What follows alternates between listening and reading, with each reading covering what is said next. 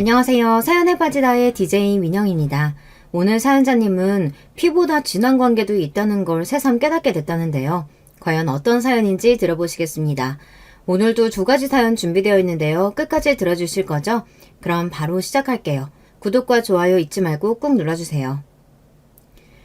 안녕하세요. 저는 40대 여자입니다. 저는 몇 년 전 이혼하고 고등학생 아들 하나를 혼자 키우며 살고 있어요. 주변에서는 아들도 이제 어느 정도 컸고 저도 아직 젊으니 연애도 하고 재혼도 하라고들 해요. 심지어 제 아들까지 그런 소리를 합니다. 엄마 아직 젊고 예쁜데 좋은 아저씨 있으면 연애해. 난 엄마가 행복하기만 하면 다 좋으니까.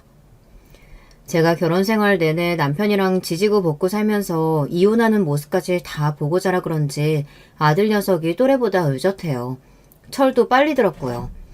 아들은 항상 저에게 자식 생각만 하지 말고 제가 하고 싶은 대로 하고 살라고 이야기합니다. 그럴 때면 저는 오히려 아들에게 미안해요. 제가 남편이랑 살면서 너무 못 볼 거를 많이 보여서 애가 일찍 철이 들었나 싶어서요. 아휴, 남자랑 한번 살아봤으면 됐지. 연애니 뭐니 그 피곤한 걸 뭐하러 또 해. 엄마는 우리 아들 크는 거 보면서 사는 게 제일 좋아. 저는 무엇보다 진심이었습니다. 남자라면 질리고 질려서 전혀 생각이 없었어요. 더군다나 지금 제 사정에 연애나 하고 있을 여유가 없었습니다. 결혼하고 아들 낳고 사는 동안 남편이 벌어다주는 돈 가지고 살림만 하며 살다가 이혼하고 아들 키우며 먹고 살려고 하니 사는 게 녹록치 않았어요. 나이 먹고 다시 직장 생활을 새로 시작한다는 게 생각처럼 쉽지 않더라고요. 다들 요즘 세상에 이혼은 흠도 아니라고들 말은 하지만 이혼녀로 몇 년 살아보니 아직 세상이 그렇게 많이 변하지는 않았더군요. 제가 이혼하고 나서 새로 직장을 구하려고 하니 저를 뽑아주는 곳이 없었어요. 예상하지 못했던 일은 아닙니다. 결혼 전에 직장을 다니긴 했지만 애를 키우느라 10년이나 일을 안 한 저를 누가 뽑아주겠어요. 심지어 어떤 회사에 지원해야 할지 가늠도 안 되더라고요. 저는 당장 먹고 살 길이 막막하다 보니 하루라도 빨리 직장을 구하기 위해 고군분투했습니다. 무슨 일이든 간에 주부사원 환영이라는 공고만 보면 바로 지원했어요. 급한 마음에 되는 대로 면접을 보러 다녔더니 몇 번 실수도 했습니다. 한 번은 그런 적도 있었어요. 면접 볼 때 분명 콜센터라고 해서 전화만 받으면 되는 일인 줄 알고 출근했는데 알고 보니 하루 종일 전화를 여기저기 돌려서 영업까지 해야 하는 일이더라고요. 거기다가 실적을 못 채우면 월급도 제대로 안 나왔어요. 저는 너무 억울해서 저를 뽑은 팀장이라는 사람한테 찾아가 따졌습니다. 팀장님이 처음 면접 볼 때 분명히 영업하는 일 아니고 전화 응대만 하면 되는 거라고 하셨잖아요. 준혁 씨가 직장 생활을 안 해봐서 잘 모르나 본데 회사에는 엄연히 규칙이라는 게 있어요. 기본적인 영업 일을 잘해야 더 나은 자리로 갈 수도 있는 거죠. 어떤 회사가 신입한테 그런 중요한 일을 시켜요? 개소리도 그런 개소리가 없었습니다. 말만 팀장이지 저보다 나이도 어린 게 제가 몇 년 집에서 애만 키웠다고 세상 돌아가는 것도 모르는 줄 아는지 사람을 무시하더라고요. 야, 너 내 이력서 대충 봤니? 내가 이대 나와서 우리나라에서 알아주는 광고회사에도 다녔던 사람이야. 직장생활 안 해보긴 뭘 안 해봐. 저도 웬만하면 좋게 좋게 이야기하고 처음 계약했던 금액 중 못 받은 돈만 받고 그만둘 생각이었습니다. 그런데 이 어린 놈의 새끼가 사람을 물로 보더군요. 평소에도 반말 툭툭 하면서 기분 나쁘게 하더니만 마지막까지 재수없게 구니 순간 저도 모르게 이성을 잃어버렸어요. 저는 팀장에게 소리를 지르며 금방이라도 달려들 듯 눈을 부라렸어요. 그러자 팀장도 당황해서 어쩔 줄 몰라 하더군요. 지금 나한테 반말한 거예요? 와, 이 아줌마가 이렇게 몰상식하게 구니까 남편한테 이혼이 다 나가지. 뭐? 너 말 다 했어? 사기는 네가 쳐놓고 누구더러 몰상식하대. 그리고 네가 나 이혼당하는 거 봤어? 봤냐고! 주변에 있던 사람들이 달려와 저와 팀장을 말리지 않았다면 저는 그 자리에서 팀장 머리채를 잡았을지도 몰라요. 그 정도로 제 이성의 끈이 끊어지고 말았습니다. 저는 그날 바로 그 사기꾼 회사를 그만두고 나왔어요. 사실 잘린 거나 마찬가지지만 저도 더 다닐 생각이 없었습니다. 여기서 끝이 아니에요. 다음으로 들어간 회사는 가구 영업과 판매를 하는 회사였어요. 그 회사는 대부분 주부사원과 나이가 지긋한 남자 상사들이 대부분이었죠. 아무래도 같이 일하는 직원들이 대부분 아이를 키우는 주부이다 보니 이야기를 하다 보면 자연스레 애들 이야기나 남편 이야기를 하게 됐어요. 전 회사에서 이혼했네 어쩌네 그런 소리까지 들었으니 저도 웬만하면 이혼한 이야기를 하고 싶지 않았지만 제 성격상 숨길 수가 없었습니다. 직원들과 가까워지고 나서는 저도 자연스레 이혼했다는 이야기를 했어요. 사실 제가 이혼한 게 제 흠도 아니고 잘못도 아닌데 괜히 숨기는 게 더 이상하다고 생각했거든요. 새로 옮긴 직장에서 만난 사람들은 대부분 또래의 주부들이다 보니 그래도 제 상황에 공감도 해주고 위로도 해줬어요. 제 앞에서만 하는 소리인진 몰라도 그래도 다들 제게 고생했다고 말해주었습니다. 말이라도 제게 고생했다고 말해주는 사람은 이혼하고 처음이라 위로가 되긴 하더라고요. 사실 이혼하고 나서 사람들이 왜 이혼했냐고 묻는 게 싫어서 친구도 주변 사람들도 아무도 안 만났어요. 새로 옮긴 직장 사람들하고는 그래도 잘 맞는 것 같아 오래 다녀보려고 했습니다. 그런데 사람 일이라는 게 제 뜻대로 되지 않더군요. 새로운 직장에도 문제는 있었습니다. 위로 나이가 지긋한 남자 상사 둘이 있었는데 자꾸만 저에게 조금씩 선을 넘었어요. 제가 인상이 좀 센 편이에요. 이목구비가 진해서 화장을 특별히 하지 않아도 차가워 보인다는 말을 많이 듣습니다. 그런데 진짜 성격은 전혀 그렇지 않아요. 되게 소심하고 내성적입니다. 그런데 상사 두 분이 자꾸만 저를 볼 때마다 친한 척하며 인상이 세다고 드세 보인다는 말을 대놓고 했어요. 그럴 때마다 저는 기분이 상했지만 애써 좋게 넘겼습니다. 어렵게 얻은 직장인데 괜히 또 문제를 만들 수는 없으니까요. 그러던 어느 날이었습니다. 연말이라고 회식을 하는데 그 거슬리는 상사 중 한 명이 제 외모를 가지고 또 이야기를 시작하더라고요. 순영 씨는 겉으로 보는 거랑 다르게 말수도 별로 없고 조용조용한 것 같아. 이렇게 순중한 사람이 웬만하면 좀 참고 살지 이혼을 왜 했대? 에이, 순영 씨 눈매를 봐요. 어디 참고 살게 생겼어요? 지금이야 남편도 없이 아들 혼자 키우면서 먹고 살려면 직장에서는 당연히 순종하게 굴어야죠. 다들 술이 과해서 그냥 하는 소리라는 건 알지만 저는 얼마나 상처받았는지 몰라요. 제 외모를 가지고 마음대로 떠드는 것도 기분이 나빴는데 이혼을 한 거 가지고 참고 사네 마네 하는 소리는 듣기 싫었습니다. 저 겉보기랑 성격은 전혀 달라요. 누구한테 싫은 소리도 할 줄 모르고요. 저도 이제 철이 좀 들었는지 마음 같아서는 상사고 뭐고 테이블을 다 뒤집어버리고 싶었지만 애써 웃으며 농담으로 말을 돌렸습니다. 그러자 옆에 있던 다른 직원이 아무래도 그런 제가 걱정됐는지 나서서 제 편을 들어줬어요. 부장님들, 여자 직원 외모 가지고 순해 보이네 어쩌네 농담하면 안 되는 거 모르세요? 에이, 우리는 순영씨가 이렇게 젊고 팽팽한데 남편도 없이 혼자 사는 게 안타까워서 하는 소리지. 순영씨, 내가 남자 하나 소개해줄까? 내 친구인데 장가 안 간 아들이 하나 있긴 한데 강남에 딴도 있고 돈도 잘 벌어. 부장님, 순영씨 나이가 몇인데 부장님 친구를 만나요. 할아버지 초상 치러줄 일 있어요? 아이, 여자 나이 40대면 뭐가 젊다 그래. 더군다나 한번 갔다 왔으면 그런 거 따지면 안 되지. 동료 언니가 화가 나서 한마디 더 하려는 걸 제가 애써 말렸습니다. 저도 사람인데 당연히 화나죠. 하지만 아무리 술자리라도 저에 관한 이야기가 더는 거론되기를 원하지 않았습니다. 그냥 이쯤에서 마무리하고 싶었어요. 다들 이혼했다고 하면 별일 아니라고 요즘 세상에 흠도 아니라고 하면서도 결국은 다 똑같았습니다. 사람을 무슨 큰 하자가 있는 사람처럼 취급했어요. 그날 집에 돌아와서 애를 재워놓고 혼자 소주 한 병을 마시며 얼마나 울었는지 몰라요.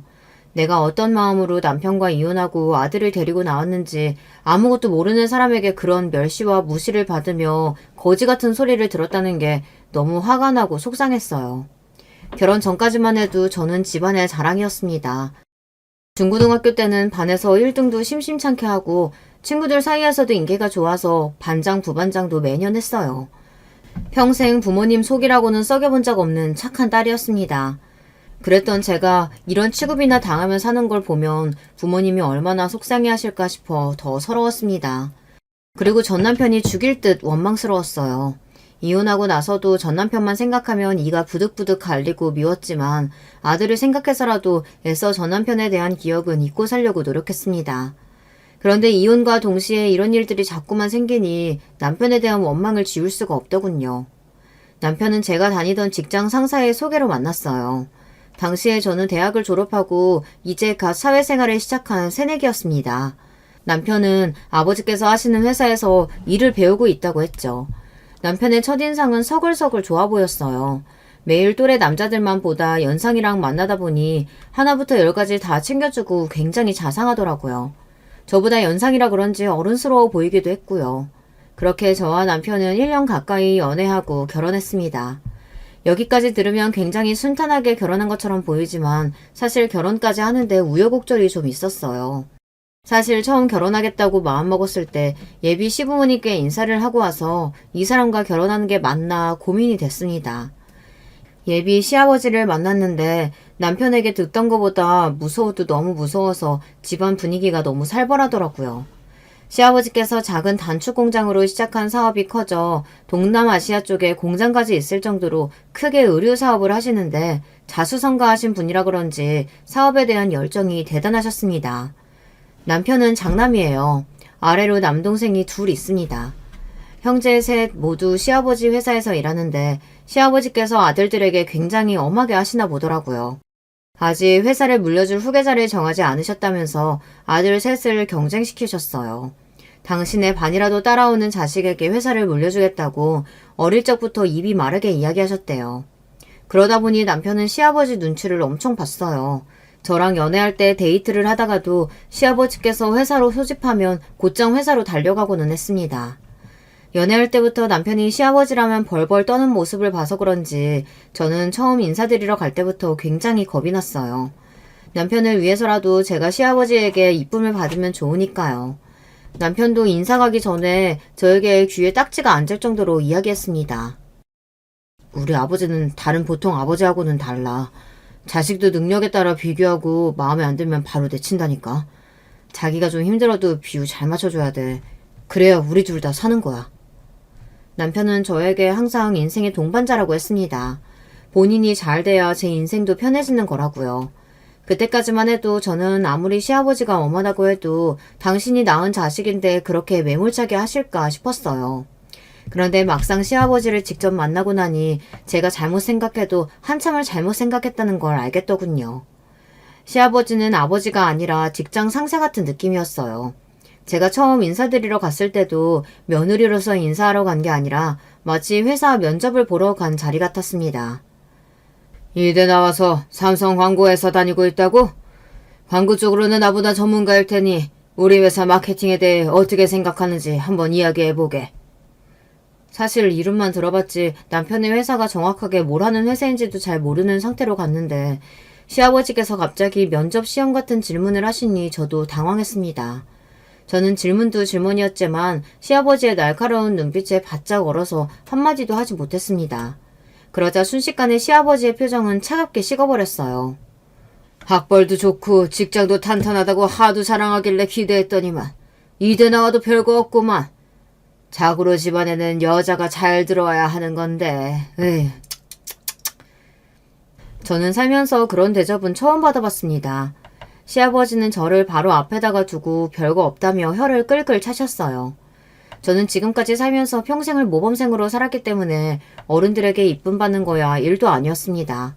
어른들에게 싫은 소리 한 번 들은 적 없이 자랐어요. 시아버지에게는 그런 저도 바짝 얼게 하는 카리스마가 있었습니다. 무슨 말만 하면 사람을 뚫어지게 쳐다보시는데 눈을 못 맞추겠더라고요. 그 눈빛이 얼마나 무서운지 내가 과연 이 집에 시집와서 잘 살 수 있을까 걱정됐습니다. 남편과의 결혼까지 고민할 정도였어요. 그뿐만이 아니에요. 한 번은 남편이 회사에서 작은 실수를 좀 했는데 그 사실을 알게 되신 시아버지께서 남편을 직원들 앞에서 쥐잡듯이 잡았답니다. 운 좋게 부모 잘 만나서 그 자리까지 갔으면 정신 바짝 차리고 일할 생각을 해야지. 아직도 그딴 실수를 해? 회사도 하나 간수 못하면서 장가는 무슨 장가야. 너 이딴 식으로 하면 장가고 뭐고 얄짤 없을 줄 알아. 시아버지께서 무슨 소리라도 꿋꿋이 참던 남편도 그날은 견디기 힘들었는지 술까지 먹고 속상해서 저에게 전화가 왔더라고요. 세상에 무슨 아버지라는 사람이 사람들 다 있는 앞에서 아들을 그렇게 무시하고 막대할 수가 있어. 나도 조금 있으면 40인데 정말 너무하다니까. 도대체 어떻게 해야 아버지가 나를 인정해 주실지 정말 모르겠다. 남편은 화도 냈다가 속상해도 했다가 많이 힘들어했어요. 남편이 힘들어하는 모습을 보고 있자니 저는 너무 짠해서 눈물이 다 났습니다. 당시에는 남편이 저에게 있어 굉장히 어른 같은 존재였기 때문에 그런 남편이 힘들어하는 모습을 보니 저도 시아버지가 원망스럽더라고요. 그래도 제가 한 가지 잘하는 게 있습니다. 끈기가 좋은 편이에요. 10번 찍어 안 넘어가는 나무 없듯이 사랑하는 남편을 위해 노력하다 보면 시아버지의 마음에 쏙 드는 며느리가 되지 않을까 생각했습니다. 그때부터 저는 주말마다 남편네 집에 놀러 갔어요. 용건도 없이 괜히 가서 얼굴 도장을 찍었습니다. 시아버지는 당연히 저에게 별 관심이 없으셨지만 그래도 굴하지 않고 매주 갔어요. 자연스레 시어머니랑 쇼핑도 가고 식사도 했습니다. 어떤 날은 시댁 소파에 앉아 시아버지 옆에서 뉴스를 같이 보기도 하고요.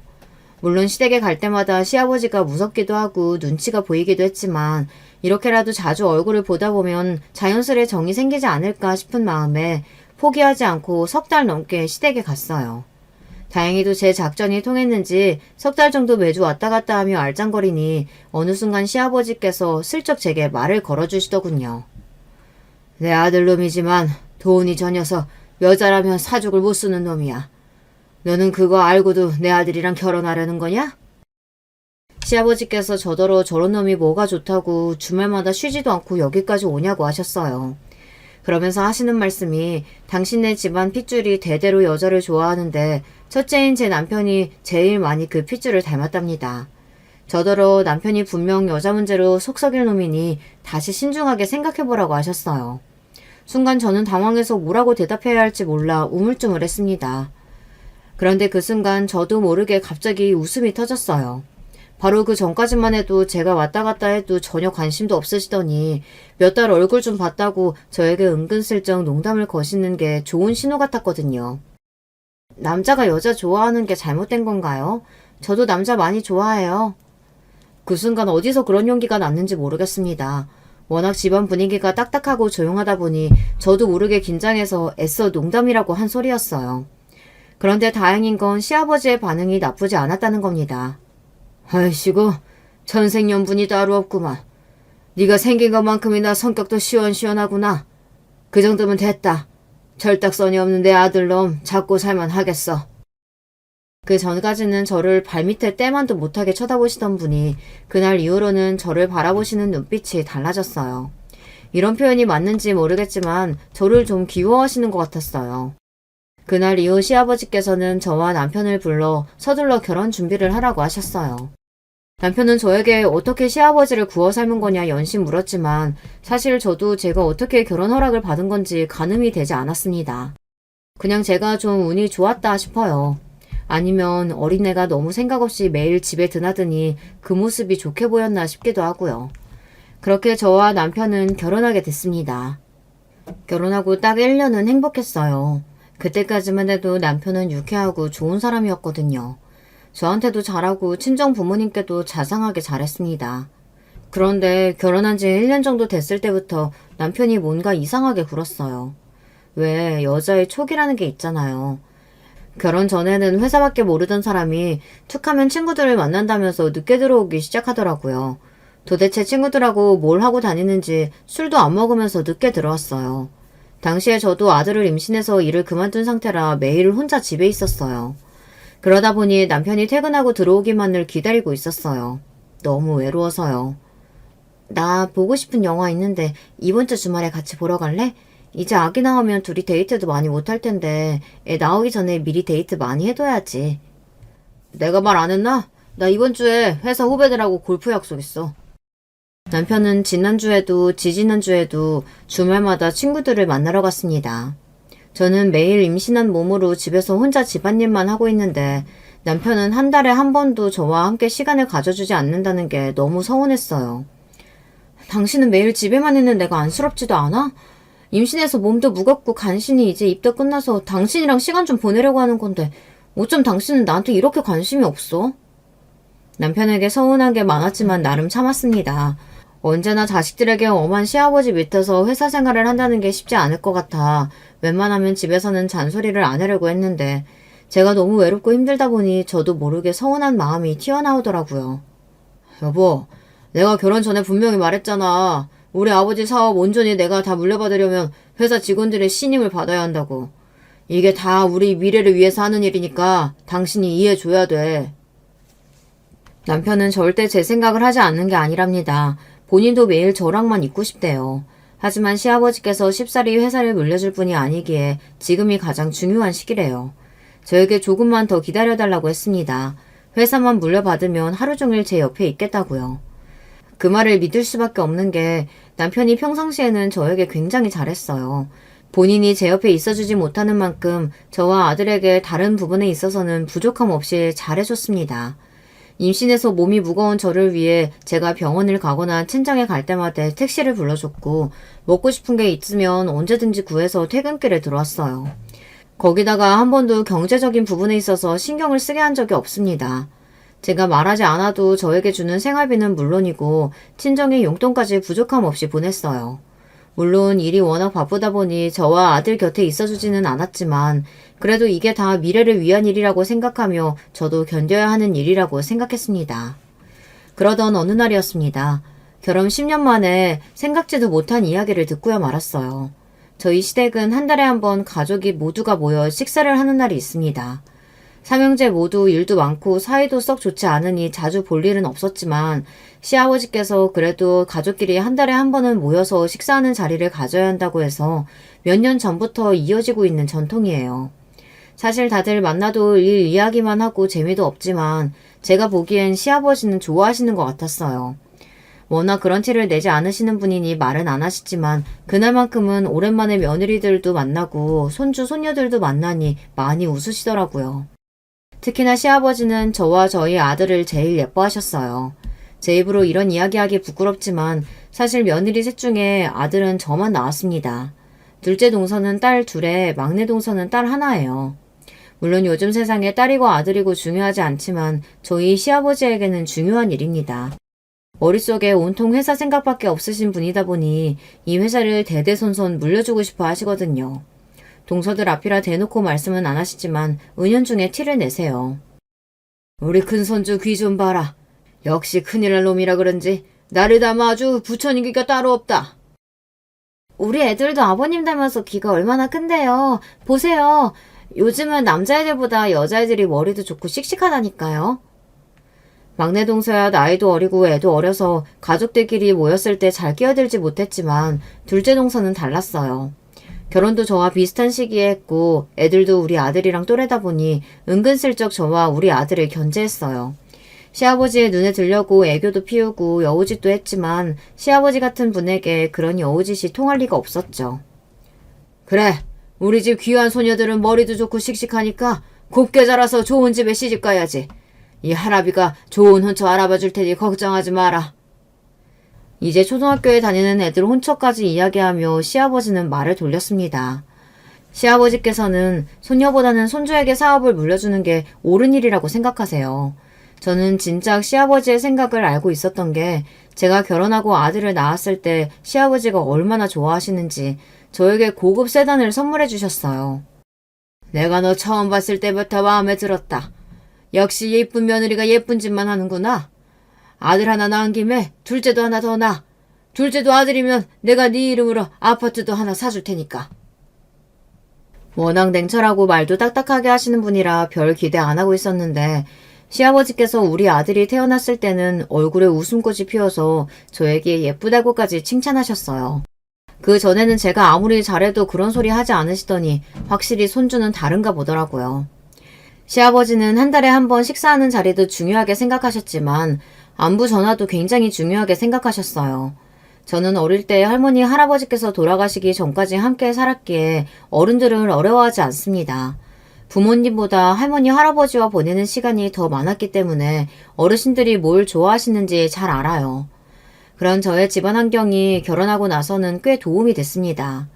결혼하고도 저는 시부모님의 관심을 받고 싶은 마음에 어릴 적 저희 할머니, 할아버지가 좋아하시던 간식을 사서 자주 갔었어요. 월요일 아침이면 항상 전화를 드리기도 했고요. 다른 동서들은 시아버지가 무서워서 전화 드리는 게 어렵다고 했지만 저에게는 별로 어려운 일이 아니었습니다. 그냥 식사는 하셨냐, 별일 없으시냐 몇 마디만 하고 끊으면 될 일인데 어렵게 생각하지 않았죠. 그런 저의 모습이 시아버지께서는 좋아 보였나 봐요.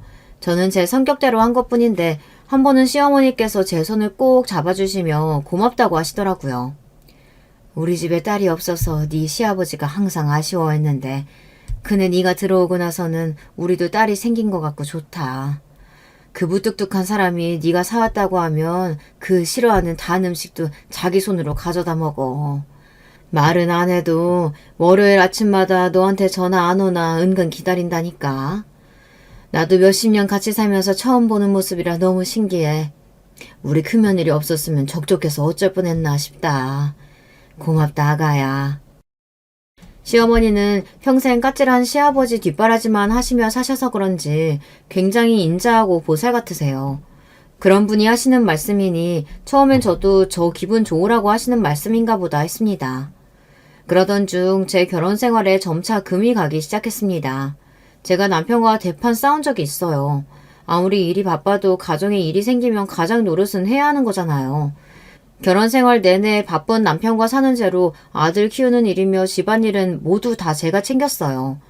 항상 힘들고 남편이 좀 도와줬으면 좋겠다 생각은 했지만 뻔히 남편의 상황을 알다 보니 조르거나 잔소리하지 않았습니다. 그랬더니 이 남자가 너무 뭘 모르더군요. 그날은 결혼 10주년 기념일이었어요. 10년을 사는 동안 결혼 기념일이라고 뭘 하고 싶다고 말한 적은 한 번도 없었습니다. 그동안 혼자 아들 키우느라 정신이 없어서 사실 결혼 기념일인지도 모르고 넘어간 일이 많았거든요. 저 같은 무던한 성격도 10주년은 좀 다르다고 생각했어요. 지금까지 한 번도 챙기지 않았으니 10주년 정도는 여행을 가거나 뭔가 기념적인 일을 해야 한다고 생각했어요. 우리도 10주년인데 해외여행 좀 다녀오는 거 어때? 엄마가 애 봐줄 테니까 우리끼리 다녀오라고 하시는데. 결혼 초반에는 영화 보고 싶다, 여행 가고 싶다 잘도 이야기했었는데 10년 정도를 항상 바쁜 남편이랑 살다 보니 저도 말하기 민망하더군요. 괜히 친정엄마를 핑계를 대며 여행 이야기를 꺼냈습니다.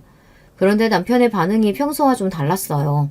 물론 지난 몇 년 동안 제가 여행은커녕 외식 이야기도 잘 안 꺼냈지만 남편 성격이 워낙 다정한 편이에요. 아들이나 제가 무슨 말을 하면 항상 자상하게 대답하고는 했습니다.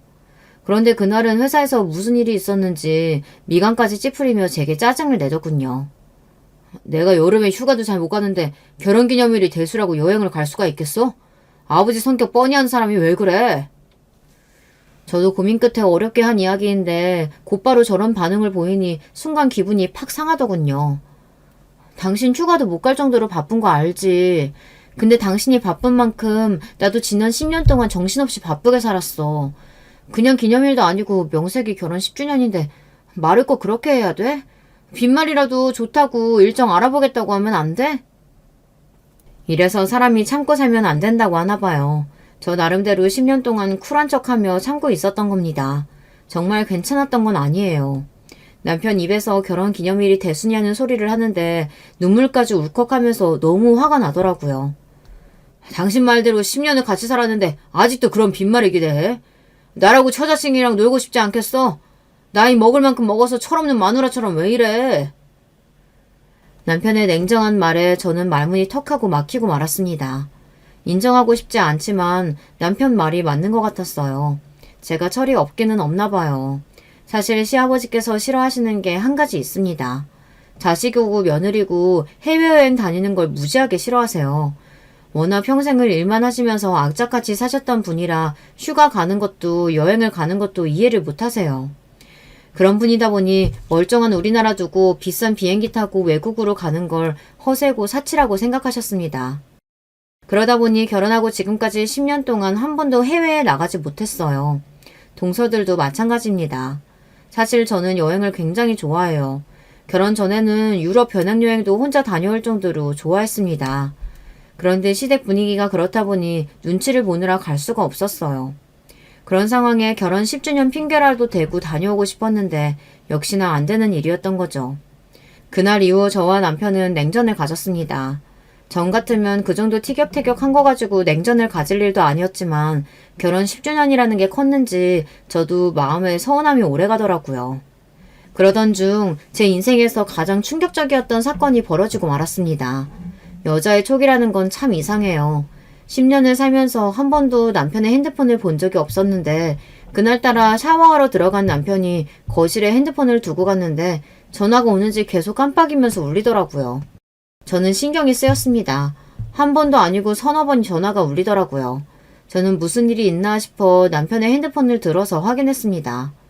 그런데 전화를 여러 번 걸어온 건 남편의 비서였어요. 저는 분명 회사에 무슨 일이 생겼구나 싶어 바로 전화를 받았습니다. 그런데 전화를 받자마자 말도 안 되는 일이 벌어졌어요. 자기야, 왜 이렇게 전화 안 받아? 우리 집에 도둑 들었는지 번호키가 다 부서져 있어서 무서워서 들어갈 수가 없어. 나 지금 너무 무서우니까 바로 좀 와줘. 순간 저는 눈앞이 까맣게 변했습니다. 잠깐이었지만 정말 앞이 하나도 안 보였어요. 저는 놀라서 그대로 핸드폰을 끊고 제자리에 놓았습니다. 그 순간 샤워를 하고 나온 남편이 멍하게 서 있는 저에게 왜 그러냐고 물어보더군요. 아니, 전화가 계속 울리길래 가져다 주려고 했지. 말도 할 수 없을 정도로 가슴이 벅차게 뛰었지만 저는 애써 핸드폰을 다시 집어 남편에게 건넸습니다. 핸드폰이라는 말에 살짝 눈을 크게 뜬 남편이 애써 담담한 얼굴로 핸드폰을 들어 확인하더니 양말을 다시 신더군요. 저는 애써 가슴을 진정시키며 어디 가느냐고 물었습니다. 그러자 남편이 하는 말이 가관이었어요. 김 비서 전화인데 급하게 볼 자료가 있는데 사무실에 두고 퇴근했다네. 나 잠깐 사무실 좀 다녀올게. 저는 대답도 못하고 우물쭈물하고 있는데 남편은 너무도 아무렇지 않은 얼굴로 집을 나섰습니다. 저는 순간 오만 가지 생각이 다 들었어요. 방금 전화 온 여자가 김 비서가 맡기는 한 건지, 남편과 김 비서가 도대체 무슨 사이인 건지 뒤죽박죽 정신이 없었습니다. 저는 순간 이러고 있을 때가 아니다라는 생각이 번쩍여서 그대로 옷을 입고 주차장으로 나갔습니다. 그리고 주차장을 나서는 남편의 차를 그대로 뒤따랐어요. 그때까지도 지금 이 상황이 제발 꿈이길 바랬습니다. 그런데 꿈이 아니더라고요. 남편은 집에서 5분 거리에 있는 오피스텔 건물로 들어섰어요. 저는 1층에 대충 차를 주차하고 비상계단으로 달려갔습니다. 그리고 층마다 남편이 엘리베이터에서 내리는지 확인했어요. 그러던 중 한 여자가 엘리베이터 앞에 쭈그리고 앉아있는 모습을 발견했습니다. 자세히 보니 그 여자는 바로 김 비서였어요. 남편을 5년 넘게 보좌한 비서였죠. 그리고 잠시 후 믿기지 않는 일이 벌어졌습니다. 띵동 엘리베이터 문이 열리더니 남편이 내렸어요. 왜 이렇게 늦게 왔어요? 나 무서워 죽는 줄 알았잖아. 엘리베이터에서 내린 남편을 보자마자 김 비서는 주인을 맞이한 강아지처럼 달려들어 안겼습니다. 순간 가슴이 철렁 내려앉는 것 같았어요. 너무도 놀라 저는 손에 들고 있던 차키와 핸드폰을 그대로 바닥에 떨어뜨리고 말았습니다. 그 소리에 고개를 돌린 남편과 김 비서년이 저를 발견했어요. 남편의 눈동자가 금방이라도 굴러떨어질 것처럼 동그래지며 입술 사이에서 여보라고 중얼거렸어요. 그 순간 저는 정신이 번쩍였습니다. 그리고 몸을 저절로 움직였어요. 김 비서년이 이야기한 대로 번호키가 부서진 집으로 성큼성큼 다가가 문을 벌컥 열고 안으로 들어갔습니다. 그리고 저는 눈앞이 펼쳐진 모습에 경악을 금치 못했어요. 두 연놈이 여기에 살림을 차려놓고 살고 있더라고요. 사진에 살림에 아주 신혼부부가 따로 없네. 문을 열고 들어간 집안은 누가 봐도 신혼부부가 사는 집 같았어요. 벽이며 식탁이며 남편과 김미선연이 다정하게 찍은 사진과 액자들이 잔뜩 걸려 있었어요. 더군다나 제가 직접 사다 준 남편의 옷과 속옷이 옷걸이에 버젓이 걸려져 있었습니다. 그 순간 알겠더군요. 이건 악몽이 확실하다는 걸요. 그때의 기억이 지금도 정확하게 나질 않아요. 가물가물 순간순간의 기억만 떠오릅니다. 저는 곧바로 핸드폰을 들고 집안 곳곳에 사진부터 찍었어요. 마치 도로에서 접촉사고를 당하기라도 한 것처럼 말이죠. 여보, 지금 뭐 하는 거야? 사진은 왜 찍어? 우리 나가자. 나가서 이야기하자. 미친 남편 새끼가 제 어깨를 잡으며 나가자고 했습니다. 그러면서 하는 짓이 제 핸드폰을 뺏으려고 했어요. 정말이지 인간 같지도 않아서 저는 남편을 있는 힘껏 밀어내고 쌍욕을 박아줬습니다. 미친 새끼가 더럽게 어디에 손을 대? 내가 너희 두 년놈 가만히 안 둘 거니까 그런 줄 알아. 저는 미치광이처럼 소리를 지르며 상간녀 비소년에게 달려들었습니다. 저 길고 부드러운 머리털을 다 뽑아버리려고요. 그 순간 남편이 저를 세게 밀쳤습니다. 저는 그대로 바닥으로 넘어졌어요. 당신 미쳤어? 무식하게 지금 뭐 하는 거야? 유라야, 괜찮아? 우리 아기 잘못된 거 아니지? 안 되겠다. 바로 병원 가자. 순간 저는 실신할 정도로 머릿속이 새하얗게 변해버렸습니다. 임신? 전현이 임신을 했다고? 저는 도무지 믿을 수 없어서 눈도 제대로 뜰 수가 없었어요. 그때였습니다. 더는 놀랄 일은 있을 수 없겠다 싶었는데 더 놀랄 일이 남아있더군요. 이런 미친 새끼! 너 지금 그걸 말이라고 해? 이 상황이 꿈이 아니고 현실이기는 한지 믿기지 않았습니다. 제 눈 바로 앞에 시아버지가 서 계셨어요. 알고 보니 상간녀 비소년이 살고 있던 오피스텔 번호키를 부순 건 시아버지셨습니다. 얼마 전 시아버지께서 남편에게 상간녀가 있다는 사실을 알게 되셨나 봐요. 둘이 살림을 차렸다는 이야기를 듣고 시아버지는 확실히 알아보기 위해 사람을 써서 두 년놈들이 사는 집을 들어가 확인하셨나 보더라고요. 둘이 이 집에서 살림을 차렸다는 사실을 알게 된 시아버지께서 제가 알기 전에 당신이 처리하기 위해 직접 오셨나 보더라고요. 그러던 중 이런 말도 안 되는 상황까지 직접 보게 되신 거죠. 저는 이미 정신이 나갈 만큼 나가 있었어요. 마음 같아서는 믿을 수 없는 이 끔찍한 상황에서 도망치고 싶었습니다. 미친 새끼. 내가 그렇게 여자 조심하라고 했는데 할 것이 없어서 어린 비소년이랑 놀아나? 시아버지는 세상에서 가장 차가운 얼굴로 남편을 쏘아보았습니다. 아버지, 제가 할 짓이 없어서 살림을 차린 게 아니고요. 우리 유라 사랑해요. 유라 뱃속에도 아버지 손주 있어요. 아들이래요. 그러니까 제발 저희 인정해 주세요. 남편은 시아버지 앞에 무릎까지 꿇고 손을 싹싹 빌었습니다. 저는 그 모습을 보는데 구역질이 나서 참을 수가 없었어요. 그 모습까지 봤는데 제가 그 자리에 더 있어봐야 뭐 하겠어요. 이미 상간녀 뱃속에 아기까지 있다는데 더는 할 말이 없었죠. 자리에서 일어나 돌아가려는데 시아버지께서 저를 잡으셨습니다. 그리고는 남편의 뺨을 세게 갈기셨어요. 미친 새끼. 너는 지금 이 시간부터 내 아들 아니다. 네가 내 아들이라서 누리고 산 것들 다 버리고도 저 어린 비소년이랑 살겠다고 하면 둘이 살아. 대신 호적에서 파버릴 테니까 그런 줄 알고. 시아버지는 그대로 저를 데리고 그 지옥 같은 집에서 나오셨습니다. 그리고 돌아오는 차 안에서 아무 말도 안 하시다가 집에 다 도착하고 나서야 입술을 뗐어요. 집에 가자마자 번호키부터 바꿔. 그 새끼 못 들어오게. 그리고 혼자 차분히 며칠 생각해보다가 생각 정리되면 우리 집으로 와라. 네가 원하는 대로 다 해줄 테니. 시아버지의 말은 간단하고 냉정했지만 그 안에 저에 대한 걱정이 담겨있다는 것 정도야 저도 느낄 수 있었습니다. 저는 아무런 대답도 못하고 차에서 내리려는데 시아버지께서 한 번 더 저를 부르셨어요. 내가 아들 새끼를 저 따위로 키워서 너한테 몹짓짓을 했다. 미안하다 큰애야.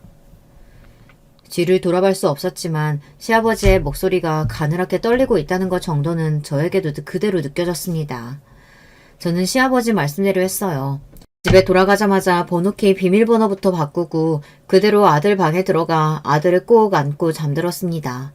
새벽에 남편이 문 앞에서 현관 비밀번호를 누르고 들어오려다가 번호가 틀리니 연신 초인종만 눌렀어요. 하지만 저는 문을 열어주지 않았습니다. 그리고 며칠 뒤 시아버지를 찾아갔어요. 그리고 저는 이혼하겠다고 말했습니다. 시아버지는 예상하셨다는 듯 고개를 푹 숙이셨어요.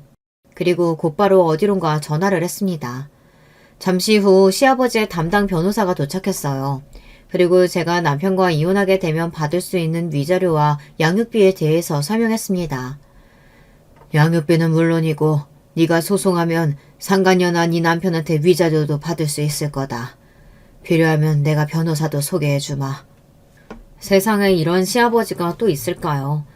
물론 남편 새끼가 다 자초한 일이니 이혼도 하고 소송도 당연히 할 일이었지만 시아버지가 직접 변호사를 소개해준다고 하니 신기했어요. 이미 남편과 헤어지는 마당에 시아버지와 제 사이도 이제 남남이 되는 거지만 저는 끝까지 시아버지가 좋았어요. 시아버지와 이제 더는 가족이 아니라는 사실이 마음 아팠습니다. 네가 한 가지 알아둘 게 있다. 그 자식 호적에서 파버리고 내가 준 건 다 빼앗아 올 생각이라 소송해도 네가 받을 만한 게 거의 없을 거다. 그래서 내가 생각을 해봤는데 너랑 내 손주 위해서 지금 살고 있는 아파트랑 양육비는 내가 주고 싶은데 그렇게 해도 되겠냐? 그 순간 저도 왜 그랬는지 모르겠는데 눈물이 왈칵해서 눈물이 펑펑 쏟아지고 말았습니다. 그 냉정하고 당당하신 시아버지께서 자꾸만 제 눈치를 보며 미안하다고 하시는데 가슴이 너무 아프더라고요. 저도 이혼하면 아들하고 둘이 살아야 하니 집은 받을게요. 그런데 양육비는 아버님께 받을 수 없어요. 그건 그 인간 돈이 아니라 아버님 돈이잖아요. 저도 제 아들 하나 정도는 키울 수 있으니까 걱정하지 마세요. 지금 같으면 자존심이고 뭐고 시아버지께서 해주시겠다는 대로 다 했겠지만 그때는 남편에 대한 배신감과 원망으로 휩싸여 있을 때라 시아버지께는 집만 받고 양육비는 남편에게 받겠다고 했어요. 시아버지는 끝까지 그럴 필요 없다고 하셨지만 제가 우겼습니다. 시아버지께 악감정은 당연히 없지만 이 일은 저와 남편이 해결해야 할 문제라고 생각했거든요. 그로부터 얼마 뒤 저와 남편은 이혼했습니다. 남편은 그런 짓을 해놓고도 아들에 대한 양육권을 갖겠다고 자꾸만 저를 찾아왔어요. 하지만 아들은 당연히 저와 살겠다고 했으니 소송도 필요 없었죠. 그 이후 남편은 시아버지의 말대로 집안에서 쫓겨났습니다. 회사에서도 마찬가지고요. 그 이후 상간녀와 애를 낳고 사는지 어쩌는지는 저도 몰라요. 초반에는 양육비가 꼬박꼬박 들어오더니만 1년 전부터 안 들어와서 제가 남편을 고소한 상태인데 변호사 말로는 남편 현재 거주지가 어디인지 나오질 않는다고 하더라고요. 이제 간 40이 넘은 나이에 그런 거지 같은 일을 겪었다 보니 저도 어느새 어른이 됐습니다. 전 남편과의 일은 가슴에 묻고 아들 하나 잘 키우는 데만 집중하며 살았어요. 그런데 얼마 전 저에게 말도 안 되는 일이 벌어졌습니다. 어느 날 은행에 갔다가 통장을 확인했는데 제 통장에 말도 안 되는 금액이 입금되어 있더라고요. 어머, 10억? 이게 뭐야, 말도 안 돼. 아버님이 왜 나한테 10억이나 넣으셨지? 사실 전 남편과 이혼하고 나서도 시아버지께서 제 생일이나 아들 생일 때 매년 제 통장으로 용돈을 보내주셨어요. 처음엔 500만 원 정도 보내셨길래 제가 부담돼서 다시 돌려보냈더니 그때부터는 50만 원씩 매년 보내시더라고요. 아무리 너희가 헤어져서 우리가 이제 가족은 아니라도 어머니 내 첫손주 내 핏줄인데 생일날 용돈 정도는 줄 수 있게 해줘야지. 제가 50만 원이 들어왔을 때도 왜 자꾸 돈을 보내시냐고 전화를 드렸더니 시아버지께서 이 정도는 할 수 있게 해달라고 하시더라고요. 제가 자꾸 거절하면 당신이 너무 속상할 것 같다고요. 그래서 할 수 없이 용돈으로 주시는 돈은 그냥 받았습니다. 사실 저도 혼자 아들 키우느라 힘들다 보니 그 돈이 반갑고 감사하기도 했어요. 그래도 갑자기 10억이라는 큰 돈이 통장에 들어오니 손이 떨리더라고요. 저는 곧장 시아버지에게 전화를 걸었습니다. 그런데 핸드폰 너머로 시아버지의 번호가 없는 번호라고 나왔습니다. 저는 이상해서 시어머니에게 전화를 드렸어요. 그런데 시어머니도 전화를 안 받으시더군요. 저는 이대로 있으면 안 될 것 같아 통장을 들고 곧장 시댁에 찾아갔습니다.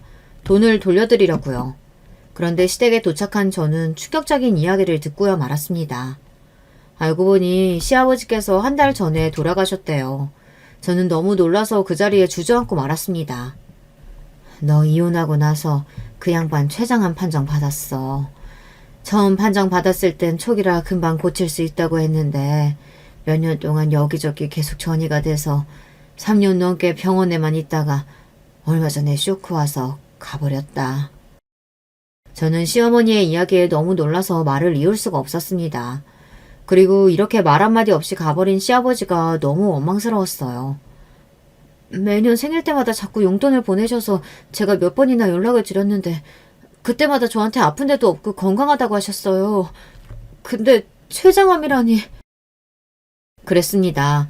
돈도 돈이지만 시아버지와 통화하고 싶은 마음에 전화를 드리면 어떻게 지내는지 건강은 어떠신지 항상 묻고는 했어요. 그럴 때마다 시아버지는 전과 다름없이 차가운 목소리로 퉁명스럽게 대답하셨습니다. 내가 얼마나 건강한 사람인지 알면서 내 걱정을 해. 너나 밥 잘 챙겨 먹고 잘 살아. 네가 건강해야 우리 손주 씩씩하게 잘 클 거 아니냐. 저는 후회가 됐습니다. 남편이 아무리 믿고 원망스러워도 시아버지가 보고 싶으면 보고 올걸. 괜히 망설이고 자존심 부리다 시아버지께서 병원에서 아프고 힘든 시간을 보내고 있다는 걸 전혀 모르고 있었어요. 그렇게 아픈 와중에도 네가 보낸 우리 손주 사진 보면서 혼자 웃고 얼마나 좋아했는지 몰라. 너랑 우리 손주 보고 싶어 하는 것 같아서 내가 한번 연락한다고 했다가 얼마나 욕을 먹었는지 모른다. 시아버지께서 돌아가시기 몇 달 전부터 유난히 저와 제 아들 이야기를 많이 하셨답니다. 그래서 시어머니께서 제게 연락을 하려고 했더니 시아버지께서 난리를 치셨대요. 우리가 무슨 염치로 제 얼굴을 봐. 내 아들 새끼 때문에 평생 마음고생하고 사는 거 안쓰러워서라도 나는 이런 걸 못 보여줘. 정작 내 가슴에 대못 박은 새끼는 양육비도 안 주고 어디에 있는지조차 모르는데 시아버지는 돌아가시는 순간까지 저와 제 아들을 걱정하셨대요. 그러면서 저에게 현금 10억을 남기셨답니다. 세금 문제도 다 변호사에게 이야기해서 정확하게 현금 10억을 보내라고 하셨대요. 그리고 저에게 편지도 남기셨습니다. 네가 내 돈 받기 싫어하는 거 알지만 이건 내가 너에게 마지막으로 해줄 수 있는 사과다. 내 아들하고 살아주고 우리 손주 낳아줘서 고맙다. 언제든 힘든 일 있으면 주저하지 말고 네 시어머니, 내 변호사한테 연락해. 뭐든 도와줄 거다. 역시나 시아버지의 편지는 간결하고 깔끔했습니다. 제게 하고 싶은 말만 딱 적혀 있었어요. 저는 그날 시어머니의 품에 안겨 1시간을 울다 왔어요. 많은 것들이 후회되고 마음 아파서요. 그날 이후 저의 생일은 달라졌습니다. 생일 때마다 아들과 둘이 맛있는 거 먹고 시아버지의 산소에 들러 인사를 드리고 왔습니다. 이상하게 1년에 한 번 시아버지를 보고 오는 건데 그렇게 잠깐이라도 시아버지와 이야기를 하고 오면 충전이 돼서 다시 또 1년을 살게 되더라고요. 거기다가 요즘은 종종 생일이 아니어도 시아버지께 혼자 가고는 합니다. 힘든 일이 있거나 좋은 일이 생기면 저도 모르게 시아버지 생각이 나더라고요. 시아버지 앞에서 한참 하소연을 하고 나면 모든 고민이 다 해결된 것처럼 가슴이 뻥 뚫리는 것 같았어요. 사람들이 들으면 비웃을 거예요. 이혼한 시아버지 산소에 찾아가는 며느리라니 말도 안 되잖아요. 며칠 있으면 시아버지 생신입니다. 이맘때가 되면 이상하게 더 시아버지 생각이 많이 나서 그리운 마음에 이렇게 글로 적어보았습니다. 절대 주변 사람들한테는 할 수 없는 이야기니까요. 여러분의 마음속에도 다른 사람에게는 못하는 말이 있다면 글로 적어보세요. 누군가 제 이야기를 들어주는 것 같아 속이 다 시원하네요. 저의 궁상맞은 인생 이야기 끝까지 들어주셔서 감사합니다. 여러분에게는 항상 행복한 일만 생기시길 바라겠습니다.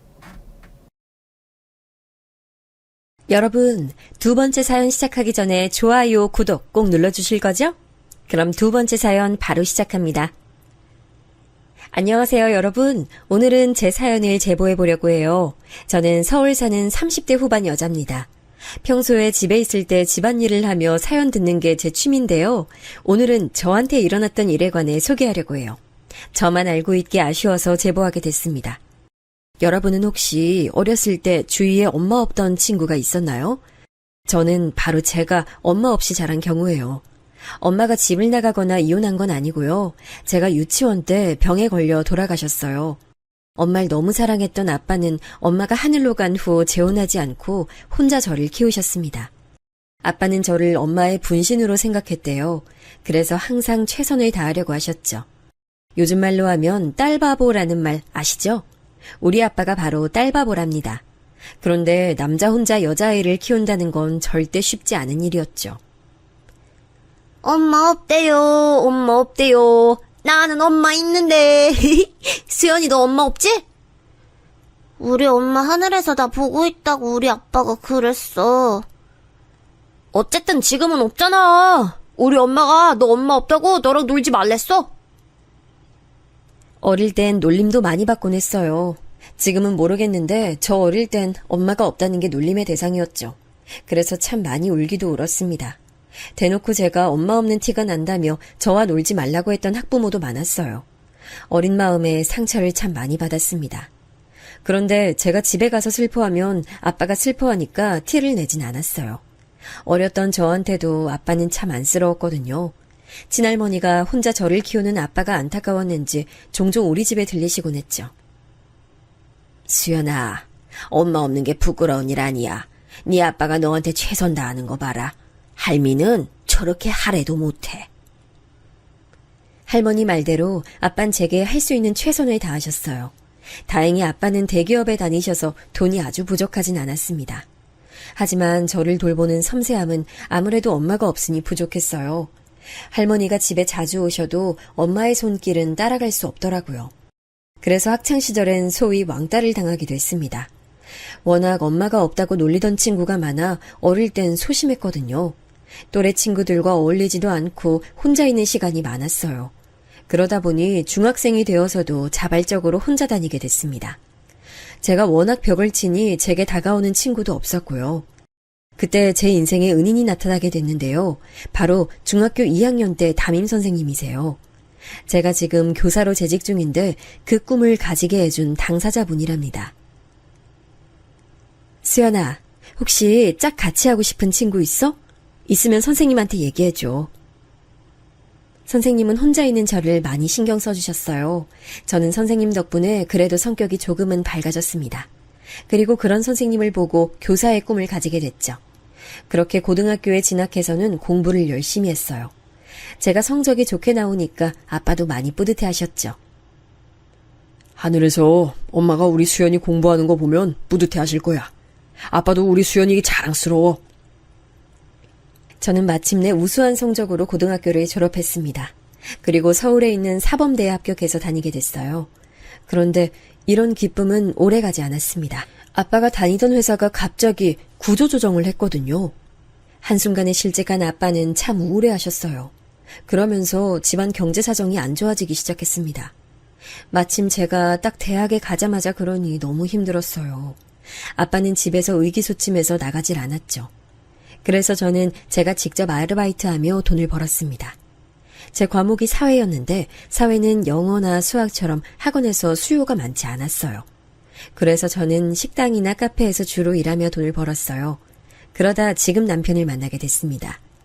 영화관에서 일했을 때 서로 일을 돕다 호감이 생겼어요. 둘이 싸우기도 많이 싸웠는데 사이가 좋을 땐 또 좋았어요. 보통의 연인처럼 중간에 헤어졌다 다시 만나고 총 4년의 기간을 거쳐 마침내 결혼 얘기가 나왔습니다. 다른 것보다 나 임용 준비할 때 옆에서 그렇게 도와준 걸 보고 마음이 생겼어. 아빠보다 더 열심히 나 챙겨줬잖아. 딸, 그렇게 말하면 아빠 서운하다. 그래도 지금은 아빠도 정신 차리고 일하잖아. 그땐 아빠가 미안했어. 나도 웃자고 말한 거야. 그러니까 너무 안 좋은 시선으로 보지 말고 사위로 받아줘. 아마 엄마도 하늘에서 기뻐하고 있을걸? 내가 널 어떻게 키웠는데 그냥 아쉬워서 그렇지. 아니 사실 난 네가 변호사나 의사를 데려와도 지금처럼 못마땅할걸. 부모 마음이라는 게 원래 그래. 아빠는 남편을 그렇게 마음에 들어하진 않았어요. 저는 교사로 그때 일하고 있었던 반면 남편은 그냥 소기업에 다니고 있었거든요. 전문적으로 일하는 분야도 아니었고 그냥 사무직이었죠. 그런 모습을 보고 아빠는 미래가 불투명하다고 아쉬워하셨어요. 아빠의 마음을 모르던 건 아니었습니다. 하지만 제가 임용 준비할 때 남편이 옆에서 도시락까지 싸주며 응원했거든요. 그 마음이 예쁘고 고마워서 저도 마음을 열게 됐죠. 아빠 말대로 아빠는 혼자 저를 키우셨으니 그냥 형식상 반대하는 마음이 크셨어요. 그리고 저는 시댁에도 인사를 갔습니다. 가기 전에 백화점에 들러 어머님이 좋아할 만한 꽃다발도 샀습니다. 시아버지를 위한 와인도 구입했죠. 남편에게 미리 듣기로 남편은 누나 한 명이 있다고 했어요. 누나가 유별나게 공부를 잘해서 지금 약사로 일하고 있다는 소식도 들었죠. 딱 그 정도의 정보만 가지고 시댁에 인사를 드리러 갔습니다. 아우 반가워요. 우리 아들한테 말 많이 들었어요. 중학교 교사라고 하던데 아우 이렇게 예쁘게까지 하면 우리가 황송해요. 아, 좋게 말해주셔서 감사합니다. 저 임용 준비할 때 지용 씨가 워낙 많은 도움을 줬어요. 지용 씨 없었으면 저도 합격이 어려웠을 거예요. 이게 다 지용 씨 덕분이죠. 어디서 이런 복덩이가 굴러왔어. 예쁜 얼굴처럼 마음씨도 곱고 말도 예쁘게 하네. 예쁘게 봐주셔서 감사합니다. 시부모님은 첫 만남에 저를 아주 마음에 들어 하셨어요. 제가 인사하러 온다고 식탁 위에도 진수성찬을 차리고 기다리셨죠. 그 모습을 보고 안도했던 마음도 시누이를 보자 싹 사라졌습니다. 시누이는 뭐가 그렇게 마음에 들지 않는지 팔짱을 끼고 있었어요. 시부모님은 저를 환대하는데 그것도 싫어하는 눈치였습니다. 팔짱을 끼고 저를 위아래로 훑어봤는데 사람이면 당연히 그 시선을 느끼잖아요. 그래서 저도 괜히 눈치가 보였어요. 선생님? 뭐 공무원이니까 안정적이긴 하네. 그런데 그래도 전문직은 못 이겨. 어머, 얘가 왜 이래? 아이, 그런 말을 왜 해? 아, 네. 저는 제 직업에 대한 자부심이 있어서요. 저도 자부심 있어요. 자부심 없는 사람 없잖아요. 그러면 남의 직업도 존중해 주셔야 하는 거 아닐까요? 아이, 그렇지. 아이, 기분 상했으면 내가 대신 사과하마. 아이, 요즘 딸이 좀 예민해서, 아이, 정말 미안하다. 시부모님이 나서서 말려주시지 않았다면 시누이와 더 갈등이 생겼을 거예요. 그래도 계속 곤란해하시고 시어머니는 집에 갈 때까지 제 눈치를 보셨어요. 그 모습을 보고 조금 마음이 풀리긴 했습니다. 집 가는 길에 시누이 얘기를 꺼냈더니 남편은 제게 말했어요. 아, 우리 누나? 아휴, 본인이 우리 집에서 제일 똑똑하거든. 근데 자기가 선생님이라 위기감 느꼈나? 아니면 누나가 되게 결혼하고 싶어 하는데 짝을 못 만났거든. 그래서 내가 먼저 결혼해서 그런가? 남편 말을 듣고 저는 왜 시누이가 저에게 그렇게 적대적인지 알게 됐어요. 한마디로 정리하면 자격지심이었죠. 본인은 결혼하고 싶어 하는데 남동생이 먼저 결혼하니 얼마나 안 이꾸었겠어요. 게다가 그동안 집안에서 제일 똑똑한 이미지였는데 제가 들어오니 기분이 나빴겠죠. 남편 말을 듣고 그럴 수도 있다고 생각하고 넘겼습니다. 하지만 그러지 말았어야 했어요. 저는 살다 시부모님 시집살이가 아닌 시누이 시집살이는 제가 처음 당했거든요.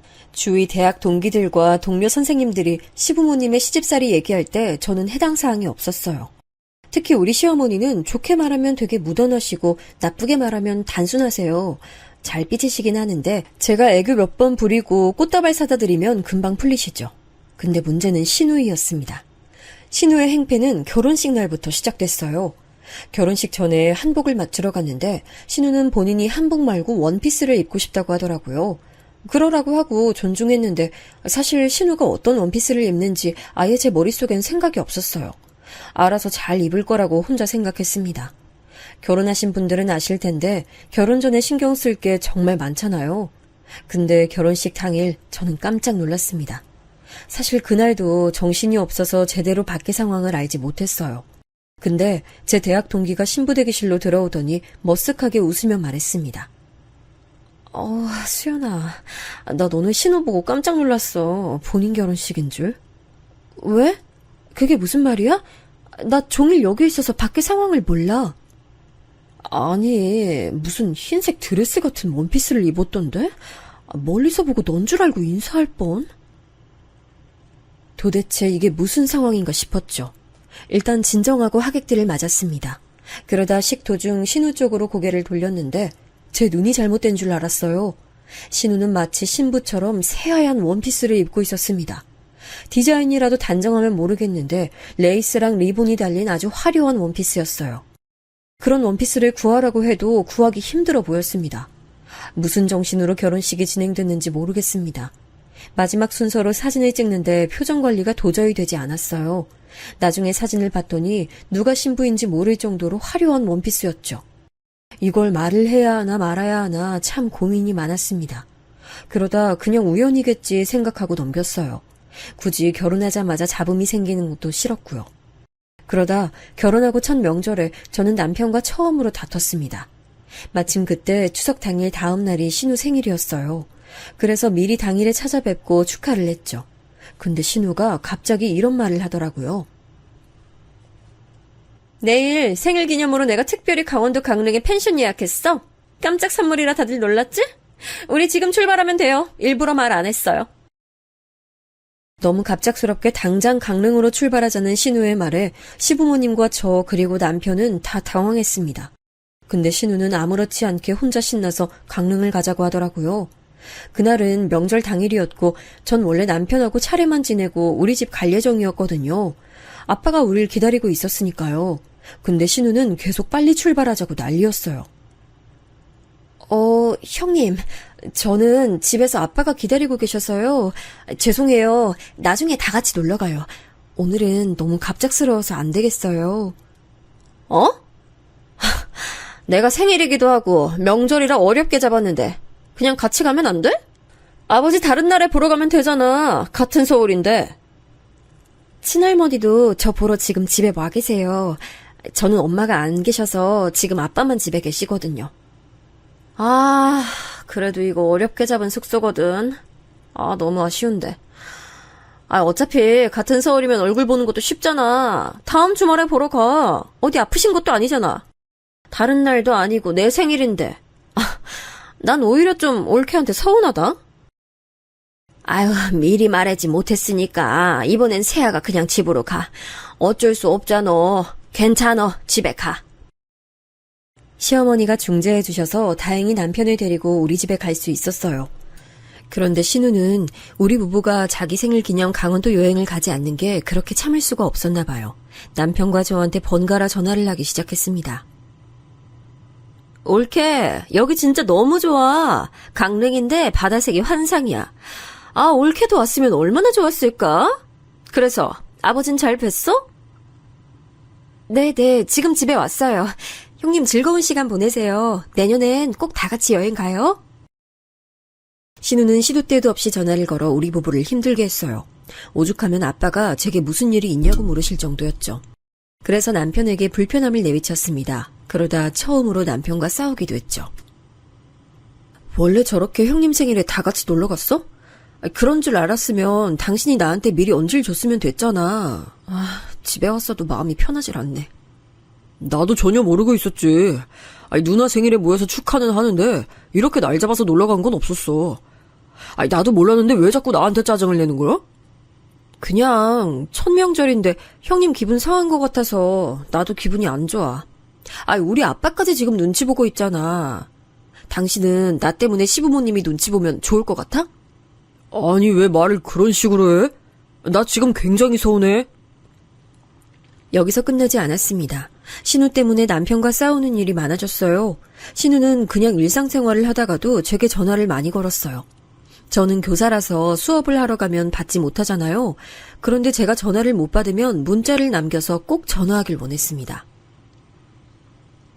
형님, 전화하셨어요? 제가 수업 중이라 못 받았어요. 무슨 일 있으세요? 아, 아니. 곧 우리 엄마 생신이잖아. 혹시 뭐 준비한 거 있어? 아, 백화점에서 화장품 세트 사려고 했어요. 형님은 뭐 준비하셨어요? 아, 올케. 기분 나쁘게 듣지 마. 결혼하고 첫 생신이니까 직접 생신상 차리는 건 어때? 아, 물론 우리 엄마가 그런 거 바라는 분은 아닌데 이번 기회에 점수 따고 좋잖아. 아, 그날이 목요일이죠. 다음 날 출근해야 돼서 늦게까지는 못 있고, 그럼 제가 최대한 빨리 퇴근해서 갈게요. 그래, 생각해줘서 고마워. 아마 엄마랑 아빠도 좋아하실 거야. 올케 음식 솜씨도 볼 수 있는 기회잖아. 신우가 전화로 첫 생신이니 시어머니의 생신상을 차리는 게 어떠냐고 직접적으로 말했어요. 그래서 저는 주변에서 이 정도는 하길래 저도 처음이자 마지막으로 생신상을 차리기로 결심했습니다. 퇴근도 빨리 해서 마트에서 장을 보고 우리 집에서 요리했어요. 미역국부터 갈비찜, 계란말이, 갈치조림 등 제가 할 수 있는 요리란 요리는 다 해서 시댁을 방문했습니다. 아유, 아가, 이걸 어떻게 혼자 다 준비했어? 아유, 나 기대도 안 했어. 아유, 고맙네. 일하는데 신경 써줘서 너무 고마워. 아유, 그러게나 말이야. 이렇게 음식 솜씨가 좋다니 너무 대단한데. 식당을 하나 차려줘야 되나? 감사합니다. 어머님 첫 생신이라 신경 좀 썼어요. 마음에 드신다니 다행이에요. 시부모님은 제가 요리해서 생신상을 차리자 크게 기뻐하셨어요. 저도 남편도 훈훈한 분위기 속에서 다행이라고 생각했는데 신우는 표정이 좋지 않더라고요. 근데 올케는 미역국에 원래 소고기를 넣어? 난 미역국에 소고기 넣으면 맛 없던데. 아, 소고기 미역국이 대중적이기도 하고 어머님 드실 거라 고기를 썼어요. 입맛에 안 맞으세요? 아니, 그냥 뭐 그렇구나. 아이, 난 맘만 있는데 왜 그래? 엄마는 괜찮어. 신우는 본인이 저한테 시어머니 생신상을 차리라고 연락했으면서 제가 막상 차리니까 또 불만을 보였습니다. 도저히 그 마음이 이해가 가지 않았어요. 하라고 해서 했더니 왜 마음에 들지 않았을까요? 이렇게 저는 시부모님의 시집살이가 아니고 신우의 시집살이를 당하고 있었습니다. 이러다 보니 저는 마음속으로 빨리 신우가 결혼해서 나가길 원했어요. 그런데 마침 동료 선생님이 저한테 소개팅을 주선할 건데 혹시 주변에 괜찮은 사람이 없냐고 물으셨습니다. 순간 머릿속으로 신우가 확 스쳐 지나갔어요. 형님, 혹시 소개받으실래요? 직업은 저랑 같은 교사고 저도 건너 아는 사람이라 자세히는 몰라요. 근데 나이도 형님이랑 동갑이라던데 괜찮으세요? 소개? 알겠어. 일단 연락처 좀 알려줄래? 안 받겠다고 할 줄 알았는데 신우는 생각보다 흔쾌히 받았습니다. 만나기로 한 날이 지났고 신우에게도 딱히 연락이 오지 않았어요. 저는 제가 괜히 개입했다가 안 좋은 결과가 나올 수도 있으니 가만히 있었습니다. 그런데 동료 선생님이 머뭇거리며 제게 말씀하셨어요. 선생님, 기분 나빠하지 마시고 들어주세요. 사실 제 동료가 소개팅하고 되게 기분이 많이 상한 상태라고 하더라고요. 혹시 어떤 말 못 들으셨어요? 네? 무슨 말이요? 저는 전혀 연락하지 않고 있어서 몰랐어요. 말씀해주세요. 아니, 그 소개팅에서 선생님 지인분이 자기 약사라고 엄청 제 지인을 무시했더라고요. 약사 자부심이 되게 강하신 분이셨나봐요. 네? 저 전혀 몰랐어요. 조금 자세히 말씀해주시면 안 될까요? 동료 선생님의 말씀을 들어보니 정말 제가 몸둘 바를 모르겠더라고요. 신우는 소개팅에 나가서 본인이 약사인 걸 엄청 과시했습니다. 제가 약사고 전문직이잖아요? 사실 교사도 좋은 직업이긴 해요. 근데 저랑 비교하시면 곤란해요. 아니 제가 올케가 하도 나와달라고 부탁해서 나오긴 했는데 소개라는 게 원래 급을 보고 만나잖아요. 저는 전문직이라 급이 맞지 않다고 생각해요. 혹시 기분 상하신 거 아니죠? 저런 말을 직접적으로 제 동료의 지인에게 했다고 하더라고요. 그 말을 듣고 저는 너무 부끄러워서 얼굴이 빨개졌습니다. 이걸 말을 할까 말까 고민했는데 저 혼자만 기분 나쁘고 될 일이 아니잖아요. 동료 선생님도 상당히 난처해 하셨고요. 그래서 용기 내어 신우에게 전화를 걸었더니 적반하장으로 나오기 시작했습니다. 내가 없던 말 한 건 아니잖아. 아니 난 올케가 나가라고 하니까 나가긴 했지. 근데 약사랑 교사는 직업 차이가 나잖아. 그렇다고 내가 교사 무시한 건 아니고 무슨 말인지 알지? 형님, 제가 언제 나가라고 강요했어요? 저는 그냥 나갈 의향이 있냐고 여쭤봤잖아요. 그렇게 말하면 제가 동료 얼굴을 어떻게 봐요? 왜 이렇게 화를 내? 내가 못할 말 했어? 그럴 거면 나한테 소개팅 얘기 왜 꺼냈어? 그러니까 제 말은 그러면 애초에 거절하셨어야죠. 제가 민망해서 그래요. 형님이 그렇게 말씀하실 줄 알았으면 저 소개팅 얘기 꺼내지도 않았을 거예요. 거의 싸움 비슷하게 흘러간 전화를 끊고 울음이 나오기 시작했어요. 시부모님도 아니고 신우 때문에 고통받는 결혼 생활이 얼마나 될까요? 차라리 그때 심정은 시부모님이 저에게 못해주길 바랄 정도였습니다. 그러면 시집살이 핑계로 이혼하면 되니까요. 근데 신우가 저한테 저러니까 주위에 고민을 말해도 귀담아 듣지 않더라고요. 그냥 무시하면 된다고 저한테 위로하던데 저는 그 말이 오히려 서운했습니다. 소개팅 사건이 일어난 뒤로 저도 그래서 신우에게 거리를 두기 시작했어요. 제가 먼저 다가가지 않기로 결심했죠. 그러면서 저와 남편은 아이 임신을 위한 준비를 시작했습니다. 저는 아이를 꼭 가지고 싶은 마음이 컸어요. 제가 엄마 없이 자랐잖아요. 그래서 우리 아이한테는 엄마의 자리를 느끼게 하고 싶었죠.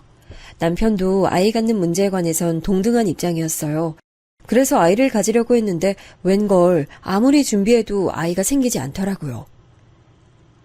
너무 급하게 마음 먹으면 원래 아이가 늦게 온다 하더라. 마음 편히 가지고 기다리면 애가 찾아올 거야. 내가 약사라서 아는데 올케 올해 안에 낳아야 노산 아닐걸? 노산이면 아이 낳기 힘들어. 실제로 아이 낳다 죽는 사람도 많아. 산모도 산모지만 아이한테 좋지 않거든.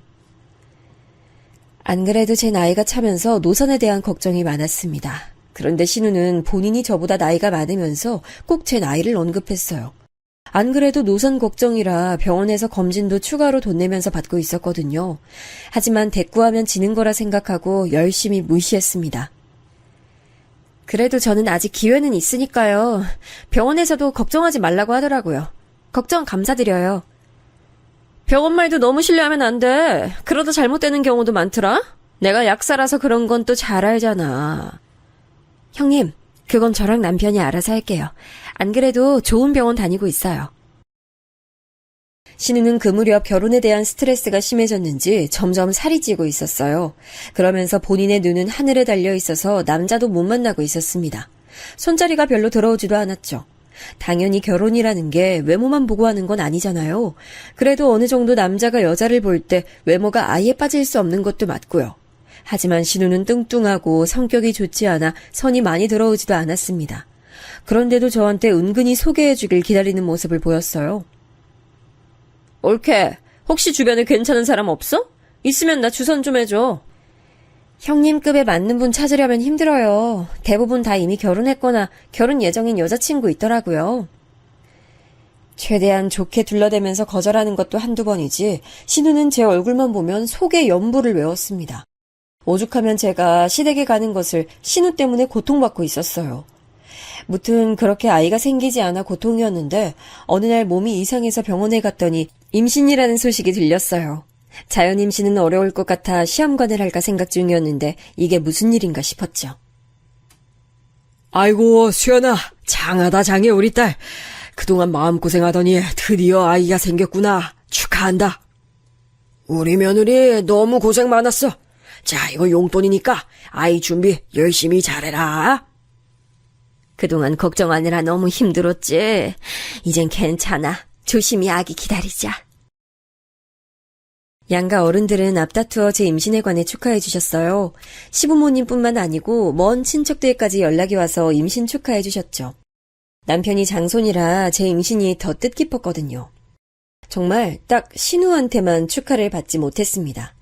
신우는 제가 임신했다고 하니 악담을 퍼붓진 않았는데 그렇다고 축하도 하지 않았거든요. 그런데 하늘도 무심하시죠.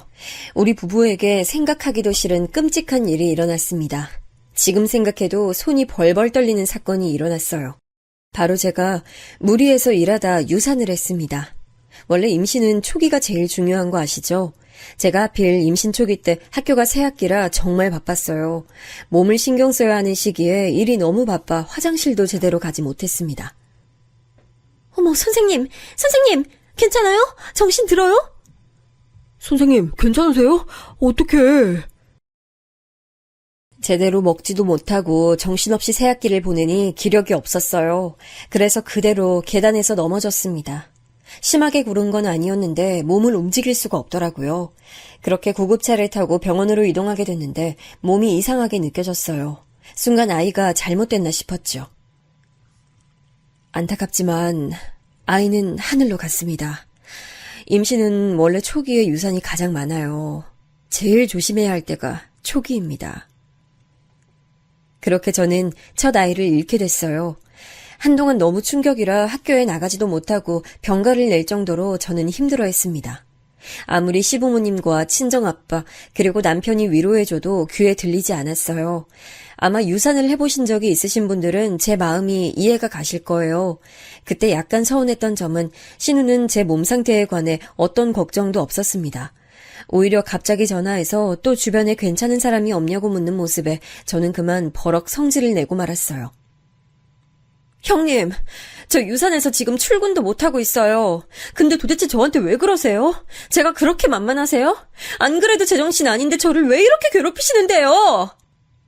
아, 깜짝이야. 뭘 그렇게 화를 내? 아니, 옳게, 나 당황스러워? 내가 유산시켰어? 나도 옳게 유산한 거 보니까 나이가 들면 임신 어렵구나 싶었지. 그래서 주위에 괜찮은 사람이 있냐고 물어본 건데 왜 이래?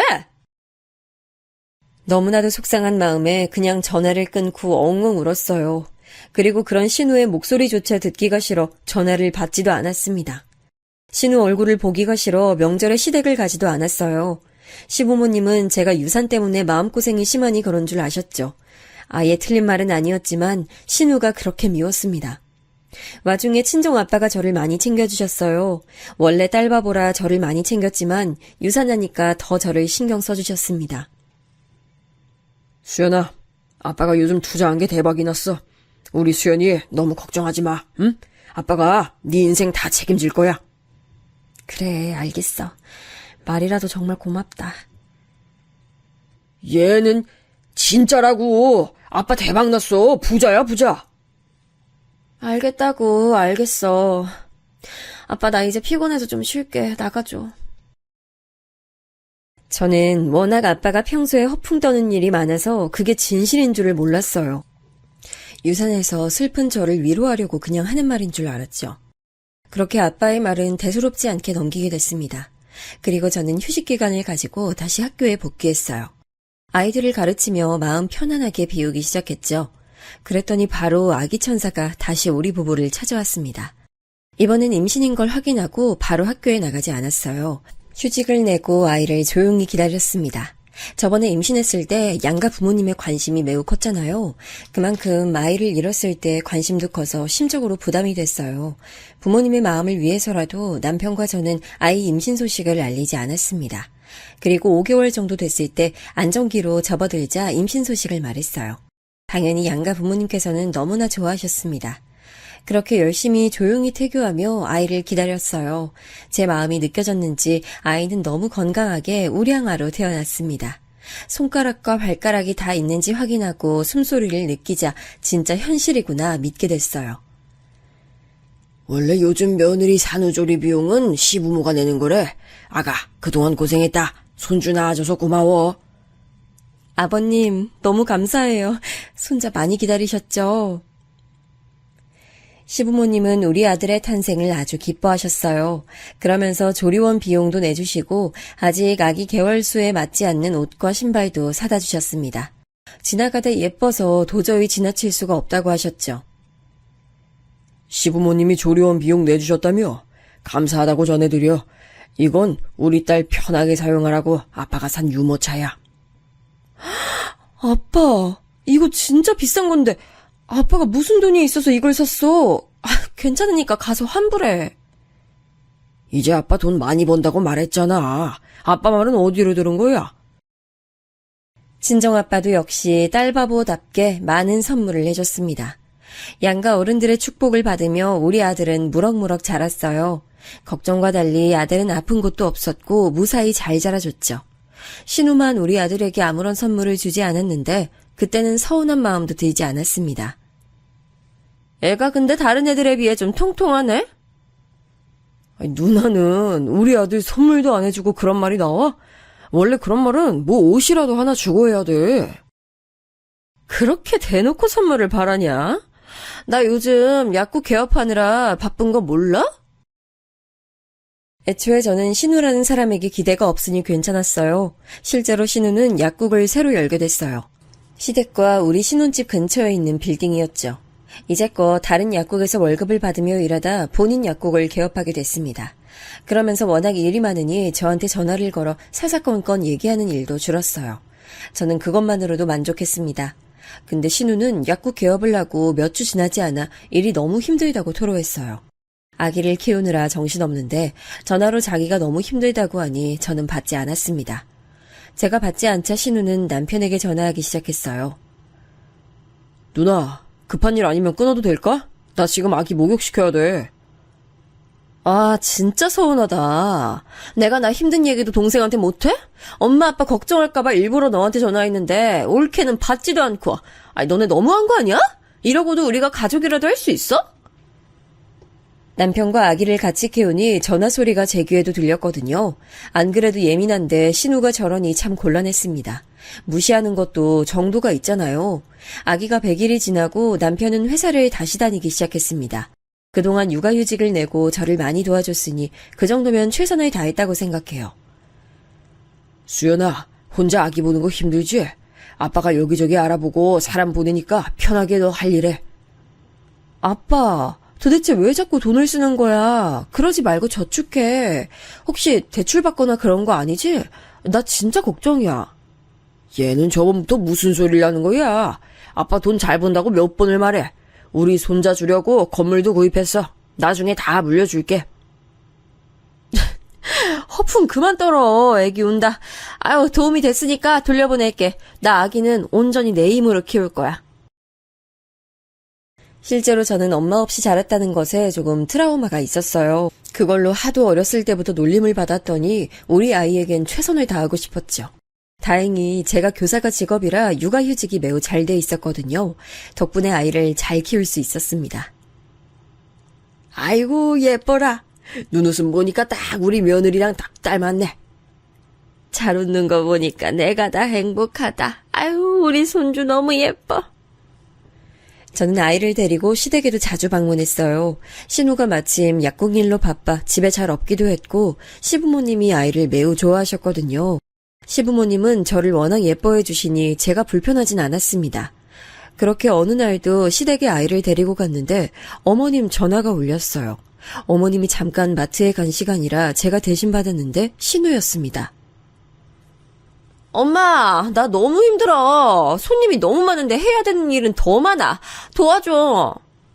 형님, 저예요. 어머님 핸드폰 두고 잠깐 마트 가셨어요. 아, 올케야? 아, 잘 됐다. 올케, 나 잠깐만 도와줄 수 있어? 나 화장실 가고 싶은데 혼자 일해서 지금 화장실도 못 가고 일하고 있어. 가까우니까 잠깐만 나와주면 안 돼? 지금 근데 제가 아들하고 있어서요. 뭐 어때? 데리고 나와. 애들도 세상 구경 많이 시켜줘야지. 와서 애 영양제랑 비상약도 가져가. 내가 공짜로 줄게. 하도 오라고 난리를 치길래 아이를 데리고 약국에 갔습니다. 사실 아이가 아플 때마다 먹는 약이 있어서 그걸 얻으려는 마음도 있었어요. 신우는 제가 오자 아주 기쁜 얼굴로 약국을 비웠습니다. 그런데 화장실에 간다고 하더니 1시간이 되도록 오지 않았어요. 전화를 아무리 해도 받지도 않았죠. 아이는 보채고 기저귀도 갈아야 하는데 신우는 연락 두절이 됐어요. 저는 약에 대해 아는 것도 없어서 손님들이 오면 그냥 돌려보내야 했습니다. 자기 가게면서 이래도 되나 싶었죠. 2시간이 지나고 신우는 손에 아이스크림을 들고 들어왔습니다. 올케 고마워. 내가 잠깐 바람 좀 쐬느라 그랬어. 고마우니까 애기 약 몇 개 챙겨줄게. 화를 내려고 했는데 아기 약을 챙겨주길래 그냥 다음부턴 이러지 말라고 대신하고 약국을 나왔어요. 그리고 전날 이후 신우는 저에게 약국을 자주 부탁하기 시작했습니다. 처음엔 거절도 몇 번 했는데 신우가 약국을 봐줄 때마다 아기 약을 많이 챙겨줬어요. 아마 아이를 키워보신 분들은 아실 텐데 아기들이 어릴 때 많이 아파요. 그래서 그런 부분에서 도움을 받으니 저도 자연스럽게 돕게 됐습니다. 그러던 어느 날 제가 개도 안 걸린다던 여름 감기에 걸렸습니다. 너무 오한이 들고 아파서 우리 아들을 옆에 둘 수도 없었어요. 급하게 남편을 시켜 아들을 데리고 시댁으로 가라고 할 정도였죠. 열이 펄펄 끓고 아픈데 신우가 또 저에게 약국 일을 부탁했어요. 형님, 저도 너무 가고 싶은데 도저히 갈 수가 없어요. 지금 저 독감이라 아들도 시댁으로 보냈어요. 독감이라고? 그러면 오히려 빨리 와. 내가 좋은 약 줄게. 그냥 진짜 이번엔 몇 시간도 아니야. 딱 10분만 봐주면 돼. 왜 약도 받아가. 지금 두통이 좀 심해서요. 죄송해요. 저도 너무 도와드리고 싶은데 머리가 너무 아파요. 손님들한테 옮기면 안 되잖아요. 그러니까 와서 약을 받아가면 되잖아. 독하고 효과 좋은 약으로 줄게. 딱 10분. 아니다. 5분만 봐줘. 그럼 갈 테니까 두통약 준비해 주세요. 신우가 독하고 좋은 약을 준다는 소식에 아픈 머리를 부여잡고 약국으로 향했습니다. 다행히 멀지 않은 거리라 바람도 쐴 겸 가게 됐어요. 제가 약국에 도착하니 신우는 아주 바빠 보였습니다. 올게 왔어? 지금 너무 바쁘네. 나 이거 전산 부탁해. 이것만 해결하고 바로 약 줄게. 네? 머리야. 올게 뭐하고 있어? 빨리. 급해. 손님들 기다리잖아. 제가 약국에 도착하자마자 신우는 컴퓨터 앞으로 저를 데려갔어요. 종종 약국을 도울 때 신우가 전산 처리하는 법을 알려줬었거든요. 안 그래도 머리가 아픈데 신우가 너무 재촉해서 울리는 머리를 부여잡고 컴퓨터 앞에 앉았습니다. 독감이라 열도 펄펄 끓어서 정신이 하나도 없었어요. 여기 이거 아닌데. 손님 잠시만요. 여기 있습니다. 안녕히 가세요. 겨우 정신을 차리려고 애쓰고 있었는데 신우는 저에게 오히려 화를 내기 시작했어요. 올케 미쳤어? 아니 전산을 왜 이렇게 실수해? 이거 잘못되면 나 망해. 이럴 거면 왜 왔어? 형님. 제가 안 그래도 독감이라 머리 아파서 못 온다고 했잖아요. 그땐 오라고 하더니 지금은 왜 이러세요? 아니, 올 거면 제대로 좀 하든가. 이런 거 실수하면 난 골치 아파. 나 약사야. 옳게는 실수해도 학교니까 별일 안 일어나지? 나는 큰일 난다고. 형님, 무슨 말씀을 그렇게 하세요. 저도 실수하면 큰일 나요. 자꾸 저번부터 약사랑 교사랑 비교하는데 불쾌해요. 뭐? 불쾌? 지금 말 다 했어? 저 독감이라 지금 머리 울리니까 제발 큰 소리 내지 마세요. 저 그냥 갈게요, 일단. 나중에 얘기해요. 진심으로 머리가 너무 아파 신우가 소리 지를 때마다 골이 울렸어요. 저는 종종 걸음으로 약국문까지 걸어갔죠. 근데 신우는 그날따라 기분이 매우 좋지 않았나 봐요. 야, 거기서! 나 아직 말 안 끝났어? 나중에 얘기해요. 저 진짜 머리 너무 아파서 그래요. 머리가 아프면 뭐 얼마나 아프다고? 돌대가리야? 교사면 똑똑하게 잘하든가. 이런 실수를 하면 어떡하냐고? 아니, 말씀을 왜 자꾸 그렇게 험하게 하세요? 저도 아픈데 자꾸 저러니까 참을 수가 없었어요. 그래서 평소라면 무시했을 텐데 맞대응을 하기 시작했죠. 그러자 신우는 갑자기 쌍욕을 하기 시작했습니다. 사실 무슨 욕을 했는지 기억이 제대로 나지 않아요. 안 그래도 울리는 머리가 아파 주저앉았습니다. 그때 핸드폰으로 전화가 오더라고요. 슬쩍 봤더니 친정아빠였어요. 수연아, 지금 어디니? 아빠가 너 아프대서 죽 사서 왔는데 집에 없네. 아빠, 나 지금 여기 신우 약국. 머리가 너무 아파. 그래? 아빠가 거기로 갈게. 근데 이게 무슨 소리야? 신우는 제가 아빠랑 대화하는데도 계속 제 옆에서 큰 소리로 험담하고 있었어요. 들어오던 손님들도 나갈 정도로 화내는 모습에 저는 대꾸하지도 못하고 가만히 있었죠. 머지않아 아빠가 약국으로 들어왔습니다. 그리고 신우의 모습을 목격했어요. 아빠는 저에게 쌍욕하는 신우 앞을 가로막았습니다. 아빠가 그렇게 남한테 화내는 모습은 저도 살면서 처음 보는 일이었어요. 지금 뭐 하시는 겁니까? 우리 딸한테 왜 이래요? 진짜 됐어요. 데려가요. 사과하세요. 남의 집 귀한 딸한테 지금 욕했어요? 애초에 당신 딸이 내 약국 전산 이상하게 해서 제가 피해볼 뻔했거든요? 어디서 큰 소리야? 뭐? 지금 뭐라고 했어? 당신 말 다 했어? 내가 누군지 알아? 그래, 다 했다. 어쩔래? 나가요, 나가. 신우의 막 나가는 모습에 아빠는 가만히 있다가 핸드폰을 들고 어디론가 전화를 걸었어요. 사돈 접니다. 지금 약국으로 오시겠어요? 그냥 나가라고요. 왜 우리 부모님까지 불러요? 됐어요. 미안해요, 미안해. 옳게. 내가 미안. 됐지? 저걸 사과라고 하는 걸까요? 저런 모습에 저는 더 정이 떨어졌어요. 곧 시부모님과 남편과 우리 아들까지 다 약국에 모였습니다. 시부모님은 이게 무슨 일인가 싶은 얼굴이셨어요. 무언가 안절부절 못하는 모습도 보였죠. 사돈께서는 다 아시죠? 제가 이 건물 준 거요. 뭐? 아빠가 건물주라고? 이게 무슨 말이야? 네? 지금 뭐라고 하셨어요? 건물주요? 아이고, 무슨 오해가 있었나 봅니다, 사돈. 이게 무슨 일이죠? 사실 저 말에는 신우보다 제가 더 놀랐습니다. 남편과 신우가 놀랐던 감정보다 제가 놀랐던 감정이 더 컸을 거라고 확신해요. 반면 시부모님은 이미 알고 계신 눈치였어요. 나는 우리 딸 진짜 귀하게 키웠어요. 세상 모든 자식이 그러겠지만 나도 마찬가지라고요. 근데 왜 내가 내 건물에서 우리 딸이 쌍욕 먹는 모습을 봐야 하죠? 아이고 사돈, 죄송합니다. 우리 딸이 그랬군요. 너무 죄송해요. 얘, 뭐하고 있어? 얼른 사과 드려. 아니, 이게 무슨 소리야? 건물주가, 저는 아무 말도 못하고 아빠를 쳐다봤어요. 아빠는 여전히 화가 난 채로 말을 이었습니다. 자기가 목격한 상황에 관한 서술을 하니 시부모님은 눈에 띄게 당황하기 시작하셨어요. 표정이 너무 굳어서 제가 오히려 걱정할 정도였습니다. 제가 처음에 여기 월세 줄 때 뭐라고 했습니까? 다 필요 없고 우리 딸 행복하게 해달라고 했더니 사돈 너무하세요. 저희도 우리 딸이 며느리한테 그런 줄은 몰랐어요. 죄송합니다. 알고 봤더니 아빠 건물이 맞았어요. 신우가 약국 개업할 때 시부모님이 많이 도와주셨거든요. 이 노른자 땅의 건물이 1층 자리를 알아봐서 부동산에 갔더니 우연히 소유주가 우리 아빠였던 거죠. 그때 아빠는 굳이 자식들에게 알리지 말자고 하셨대요. 그러면서 월세도 단돈 10만 원만 받기로 했다고 하더라고요.